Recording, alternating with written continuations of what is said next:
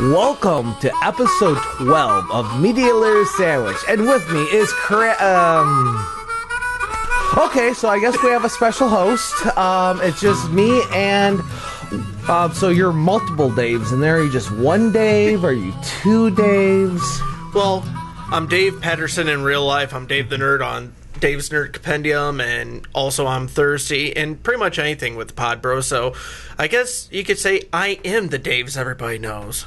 Yeah, that's I don't know how old my audience is, but maybe other people will get that. I know every time you guys, oh my god, on your Facebook there'll be like 5 Daves posting, and I just have to post that old sketch. These are the Daves I know. These are the Daves I know. Hit the button next to the red thing now. Yeah, go ahead, hit that. Now start singing that. These are the Daves I know. These are the Daves I know. Okay, go ahead and pause that. There we go. Kids in the Hall. Gotta love it. That's who they were, Kids in the Hall. Okay. So the name of your show, and I can never pronounce this right. Dave's Nerd Compendium. Compendium. Did I say that right? Yes. Okay, so what does compendium mean? A compendium is a collection of miscellaneous knowledge and information about a general subject.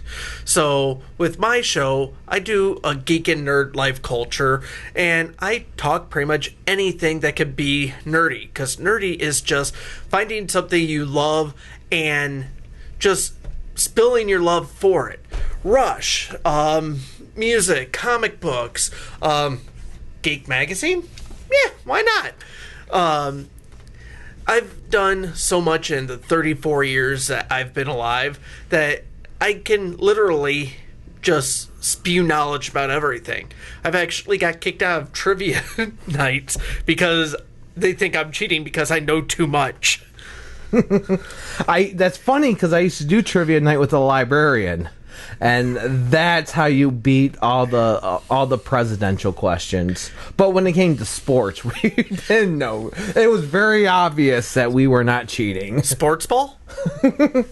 That's where you hit a hat trick and you shoot a touchdown, right? No, that's the one where you have to hit the ball over the net in a pool or riding a horse.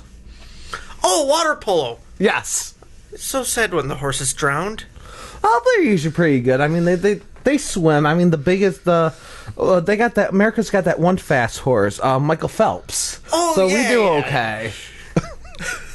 Yeah, the U of M grad. Right. So I do listen to your show, and it is very informational, but I feel like one of the biggest things now, especially when we talk about podcasts, when we talk about video, is to be relatable, and in being relatable is being conversational. I mean, even writing now is so conversational. You get a book that is written with 50-cent words. You're just like, this is written like someone that went to school a little bit too long. And it's harder to read. People don't read that anymore. They want something, let's not say on their level, because I could read stuff with 50-cent words and understand what it means. I just don't know why use it. Why would I even use it? But also that is script, in my past with script writing, and it's just conversational tone. So my question is, what do you see as being the difference of conversational tone and informational? Well, for me, it's kind of hard because I am a one-man show. Mm-hmm. I write it myself. I do all the research myself in between a lot of stuff. So when I'm writing it, it's like I tend to not even know what the even topic of the show will be until right when I'm getting ready to record. It's like, what do I want to do this show about? So I'll just go through like my notebook of notes, and it's like, okay, I'll pick this one. And okay, Captain America. Let me do an episode about Captain America. And since it's only one person, I can't really be like, so, what I like about Captain America is this. What about you? Because it'd just be dead air. So how much research do you do before an episode? On average, depending on the topic, it could be a few hours or a couple weeks. I have about 7 episodes that I have just written out. I haven't recorded anything yet because I'm waiting for the right person to bring in so we can have conversations about it, because these are the like bigger topics, and I want to show people that it's not just my opinion on them, but get somebody else's opinion on it, and maybe somebody who is overly loving of the topic, or me, I'm just like, it was it. See, to me is, you do give your opinion on a show, but it's not overbearing. It really is more of a compendium where you're just getting the information. I mean, I have a few examples. Again, if you're listening to the podcast, the video is a completely different show. Yeah, you get to see my ugly face. Which is a bonus or a negative, in which however you take that. But today I spread all sorts of lovely geekiness all over the table, because I got to it before Crazy Mark did, basically. It's really important to bring up all these geeky things, because as filmmakers and creators, we like to pour in our favorite things, which brings me to Easter eggs. When you're listening to other things or watching it, how much are you looking for Easter egg, and what is the stretch? What's your What's your feels? My feel on Easter eggs is I like them. And even in my show, I tried to put a couple Easter eggs in there, and they're more like my personal screw-ups. And I do it that way because I look to have conversations with people. And although I am a very, very busy person, when I post an episode, I like to get people's feedback. So one episode, and it was just quite recently, I said that Richard Pryor was still alive. Mm-hmm. Everybody knows he died in 2005. I said he was still alive. I wanted to see who would comment and say, Dave, I think you're wrong here.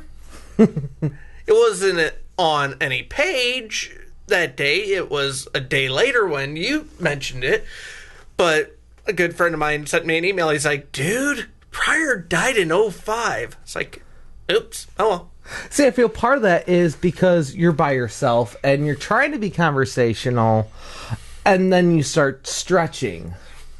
That's why having a person there, especially, like vloggers, they constantly have to get used to talking to the camera, and it's very hard. When I when I do reviews, I've gotten better at it over the years, but when I'm doing reviews, I'm just talking straight to the camera. I either have to do it like it's live, and somehow it relaxes me thinking there's an audience out there, or I actually pretend there's a person next to it, and sometimes you put a picture there, and I've heard people do this. They put a picture there, or like I have a mannequin in the other room, and I think it'd be hysterical, which made a guest appearance one of these episodes. Maybe I should put the mannequin right here, because we usually have a third person. Maybe I'll do that another day. I'm big enough for 2 people. That's enough. You're normally in my spot, which is throwing me off. Hey, you said I could take the helm. So deal with it, number 2. Wow. So yeah, it's hard having a conversational tone with yourself. And I notice one thing that you do is you kind of start drifting off, and you're getting better at it, especially because people point it out, which is huge. If you see something you think can be better, doesn't matter if we agree with you or not. Go ahead and point it out. And if someone gets mad at you over it, well, then who cares? I've actually been banned from YouTube pages because I didn't like the way somebody's tone was. And I was like, hey, look, you're doing great. It just, this line right here made you seem very egotistical when you say, I want everyone to know this, so share my video on this. I don't like that because it makes people sound egotistical. And you ban me because of that? I'm not upset that I made the comment. I'm not upset that you banned me. I just know not to watch your videos anymore. And me, I'm all for constructive criticism. Mm-hmm. If you could give me criticism that will make my show better. Granted, I've been around for almost 3 years. Right. And people who know me know I've been spouting off random facts and stupid things for about 35 years. But Dave knows everything. Exactly. Except he doesn't have the hair like Adam. There's a show called Adam Ruins Everything, which is absolutely amazing. I don't watch that much TV anymore. Okay. But, yeah, I like to hear, hey, you did a great job here, but you could tweak this. Hey, Richard Pryor died in 2005. Hey, no. I totally agree too. Like, hey, look, I like the questions they asked the person you're interviewing. I'm like that you just let them talk. But next time, don't sit in front of their face, because I'd like to see who you're talking to. Yeah. Totally makes sense. Yeah. And you gotta admit, like, yeah, I messed up. Oh, yeah, this video is weird because the game, because there's grainy stuff on the screen, and I figure that out. And I also figure out when the whole screen jumps up and down that great, something's wrong with my computer program, and I gotta check that out. Don't be looking for these things. Please don't. Or do. Maybe you'll force me to change some of the videos up. But I see these errors, and that's how you learn. I've been doing video for almost 10 years now. I've been doing broadcasting for more than that. Everyone makes mistakes, and that's how you learn. Especially when you work with a zero budget. You'll find that you make more mistakes than you would if you had more of a budget, because then you have more people looking over your shoulder. It's okay to ask people to look for things, but like us, we make weekly content and multiple contents a week sometimes, where it's harder to find these things. Do you have any checks and balances? Normally when I record an episode, I will get done with it. I'll put it away for maybe a couple hours. I'll listen to it. And I'll do my first edit. Mm-hmm. And I'll clip out a lot of the dead air and a lot of the issues that I find. But then I put it away for a couple more days. Come time when it's time for me to polish it and get it out there, I'll listen to it twice more. Once just all the way through. I'll have a notepad next to me. Okay, 2 minute, 24 seconds, 5 minute, 30 second, and have all this. That way, the second time through, I can clip or do any editing that I need to do. That way, I've at least listened to it 3 times now before I put it out there. Yes, I still miss stuff. Yeah, there'll be little glitches when I'm rendering it to finish it. Like this last episode, there was like a 30-second where my voice and my guest's voice overlapped. Mm-hmm.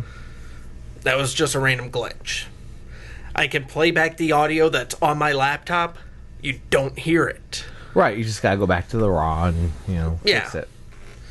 And I just haven't had time to do that. But, hey, it's only 30 seconds and there's nothing big or bad about it because the rest of the hour-long episode is good. You pick your battles. Yeah. Now, if this was a freelance job... Yeah, if I was getting paid for doing this, I would nitpick it to death, and I probably would put it out like 2 weeks later for giving me enough time to nitpick it, cell by cell, second by second, actually millisecond by millisecond, to make sure I get all the mouth noises out of it too. Mm-hmm. But I don't get paid for it, so it is what it is, and I do tend to do a lot of production on a rushed timeline. Right, and you say rush timeline when you said you leave it for a couple days, and some people are just machines. And I was like that for a while. Like, hey, look, I put out a video every day, every 2 days or whatever, and I do this many film competitions. I got to do this many of this. You do it because you really like it, and you got to figure out time management.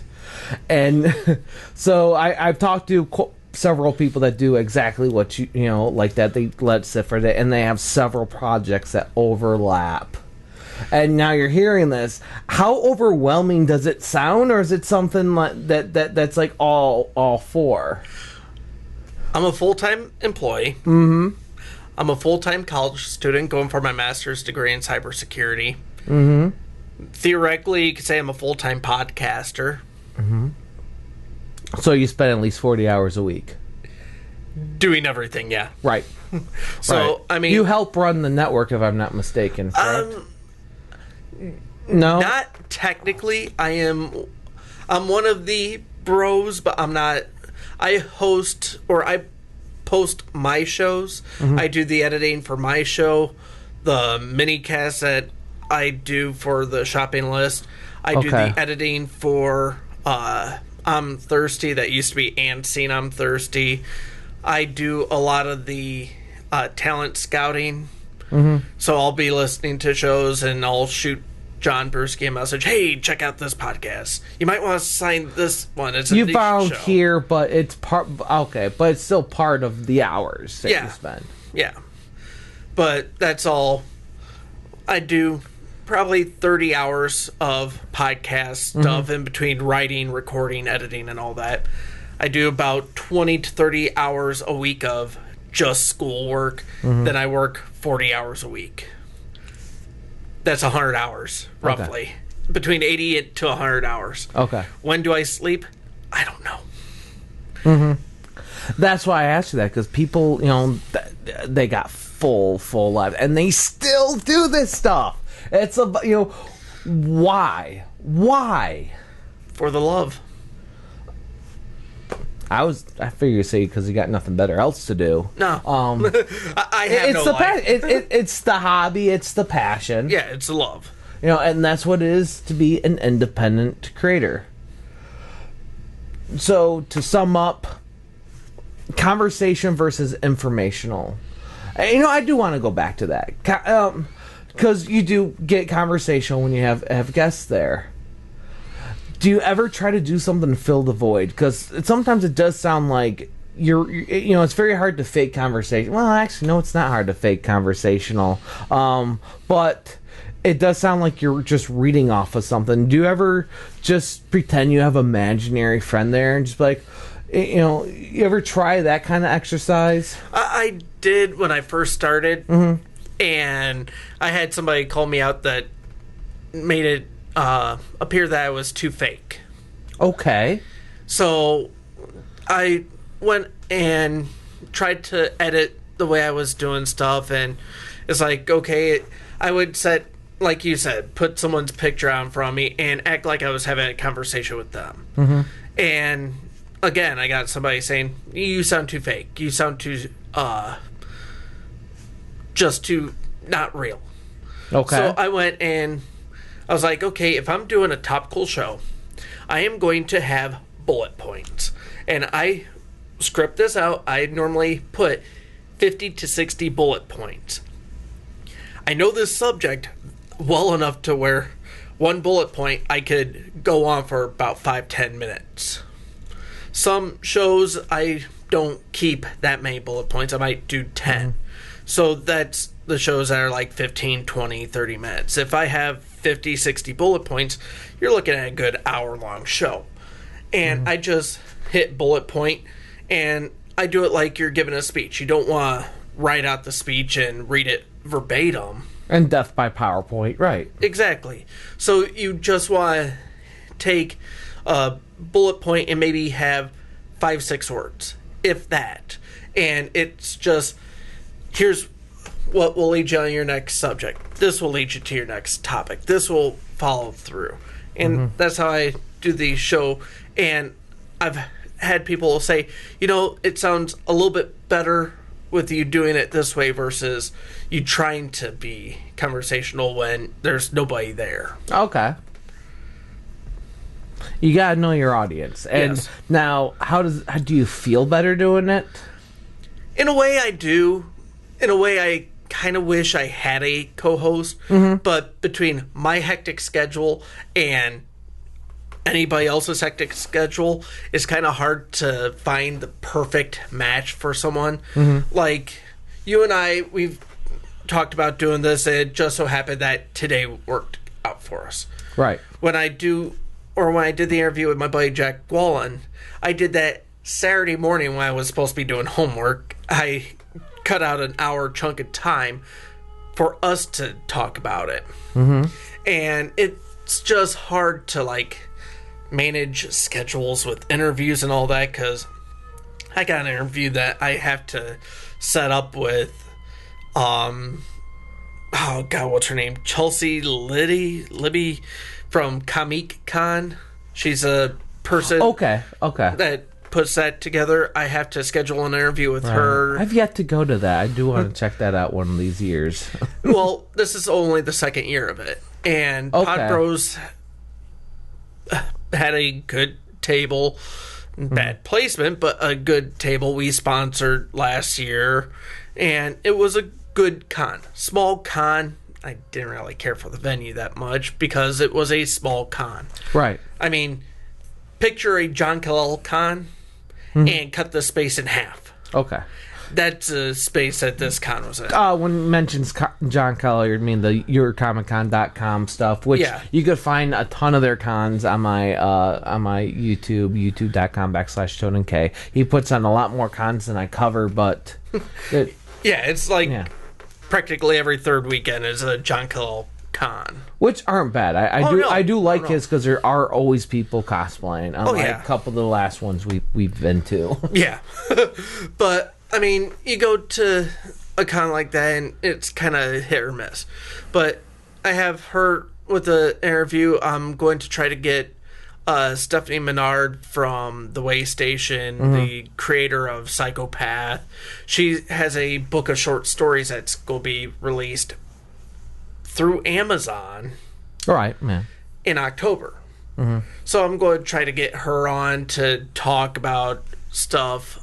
There's a couple other people who I'm getting on the show other than yourself that's on it, but it's hard to schedule all this because my availability is so limited, and normally it's like, well, I had this day, and this day available.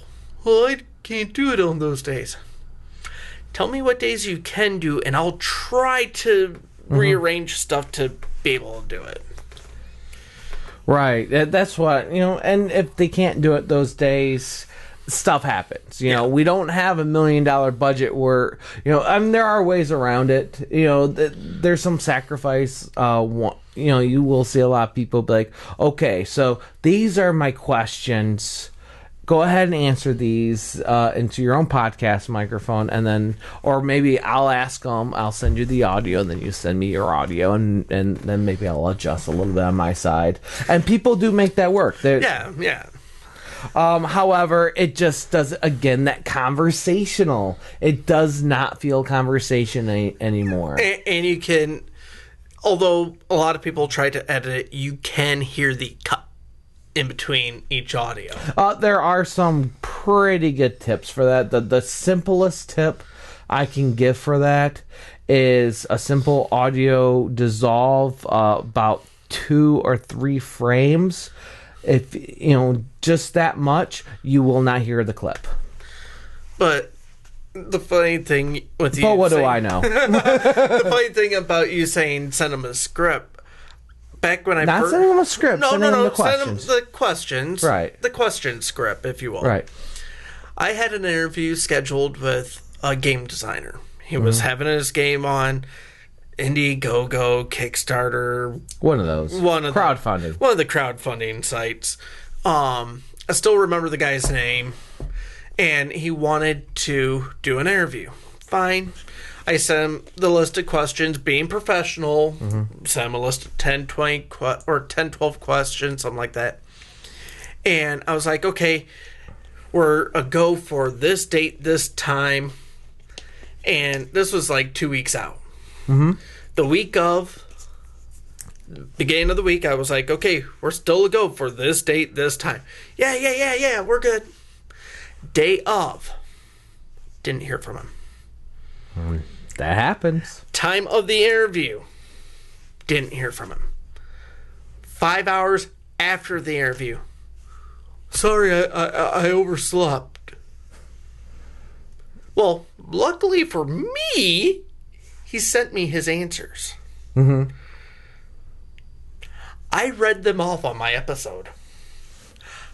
And how should I put it? My buddy Alex, who is the web designer for Pod Bros, he built the website. He set up everything website-wise for Pod Bros. He's supposedly the person John's going to talk to get an app set up for Pod Bros told John, he's like, have you listened to Dave's episode?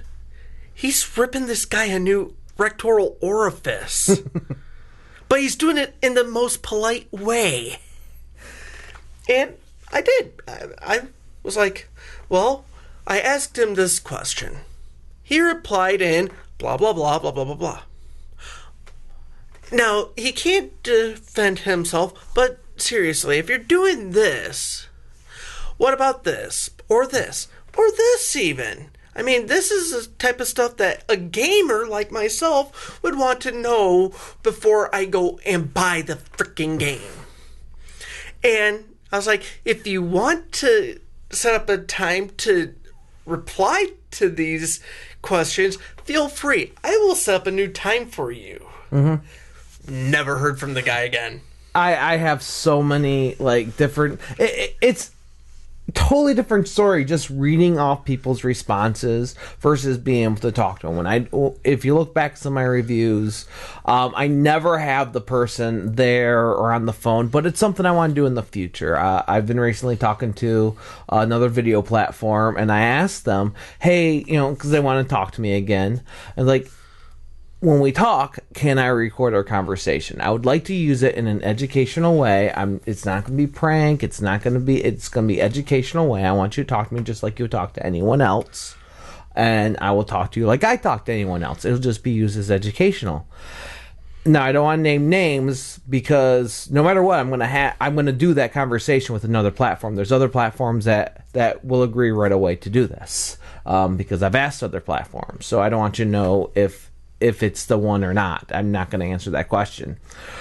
But one particular representative for a platform that said, well, we want to talk to you, but at this time we will not feel comfortable being recorded because we're in beta testing and we just don't want anything we say to be recorded. So you're not willing to stand behind anything that you're willing to say. Now, when I'm reviewing products, a lot of times I will send my issues to the to whatever the representative, sometimes it's the owner, and they have their chance to rebuttal, to say things. And so many times they're like, hey, look, my issues was this and that. What the company told me was they're doing this to resolve that. They're still in beta, so this issue should be fixed before it's released, and this issue is not going to be it won't even be an issue because they're going to get rid of that feature and replace it with another feature that will allow you to do whatever. All these things have happened. Whether or not it always happens, that's beside the point, but they have their chance to say something. So I'd love for, when the phone calls for them to happen. All right, so thank you for coming. Again, shout yourself out. Where can people find you? You can find me on the Pod Bros Network. That's podbros.com. You can find me, myself, on Twitter at DaveTheNerd_DNC. You can find pretty much me and my side company, Dave the Nerd Computers, at DaveNC.com. On Facebook as, I think it's Facebook.com/Dave's Nerd Compendium. I don't remember. Just search Dave's Nerd Compendium. You'll find it. If you want to add me personally on Facebook, I'm not that interesting to follow, but just search Dave the Nerd. I'm normally one of the first people that show up. Yeah, that's pretty much me in a nutshell. Once again, thank you for watching. Of course, you can find Media Layer Sandwich on podbros.com and also MediaLayerSandwich.com. And you can find me at Toaden.com. And if you haven't watched the video, which you can find on all those sites as well, you can find the audio download along with the embedded YouTube video. The YouTube video and all my event video stuff is at youtube.com/ToadenK. Thank you for watching and listening, and I hope you enjoyed our conversation. Hail Hydra. Hail Hydra.